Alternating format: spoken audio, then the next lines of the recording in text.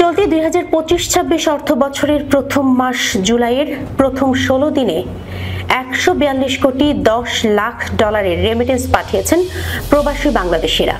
বাংলাদেশি মুদ্রায় এর পরিমাণ প্রায় 17,194 কোটি 10 লাখ টাকা। বৃহস্পতিবার রাতে বাংলাদেশ ব্যাংকের নির্বাহী পরিচালক ও মুখপাত্র আরিফ হোসেন খান এ তথ্য নিশ্চিত করেছেন। কেন্দ্রীয় ব্যাংকের তথ্য বলছে, জুলাইয়ের প্রথম 16 দিনে 142 কোটি 10 লাখ ডলারের রেমিটেন্স এসেছে দেশে। গত বছরের একই সময়ে এসেছিল 131 কোটি 90 লাখ ডলার। সে হিসেবে গত বছরের একই সময়ে তুলনায় 10 কোটি 30 লাখ ডলার বা প্রায় 1,234 কোটি টাকার বেশি এসেছে। এর আগে সদ্য বিদায়ী 2024-25 অর্থ বছরের শেষ মাস জুনে প্রবাসী বাংলাদেশিরা ব্যাংকিং চ্যানেলে দেশে পাঠান প্রায় 281 কোটি 80 লাখ ডলারের রেমিটেন্স। দেশীয় মুদ্রায় এর পরিমাণ প্রায় 34,404 কোটি টাকার বেশি। জুন মাসে প্রতিদিন গড়ে দেশে এসেছে 9 কোটি 40 লাখ ডলার বা 1,147 কোটি টাকা।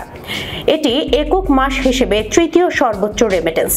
এর আগের মাস মেতে দেশে এসেছে 2.97 বিলিয়ন ডলার, যা ইতিহাসে দ্বিতীয় সর্বোচ্চ।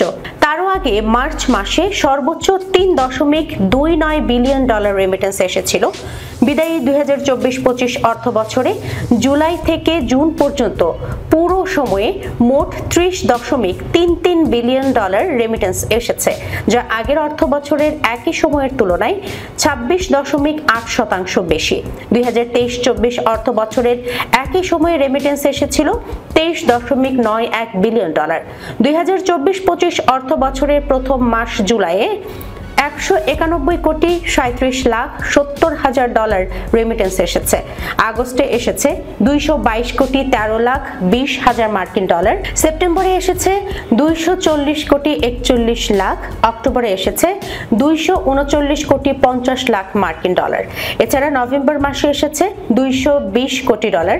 ডিসেম্বরে এসেছে 264 কোটি ডলার। জানুয়ারিতে 219 কোটি ডলার এবং ফেব্রুয়ারিতে 253 কোটি ডলার আসে। পরের মাস মার্চে 329 কোটি ডলার, এপ্রিলে আসে 275 কোটি ডলারের রেমিটেন্স। মে মাসে এসেছে 297 কোটি ডলারের রেমিটেন্স এবং সবশেষ জুন মাসে এসেছে 282 কোটি ডলারের রেমিটেন্স।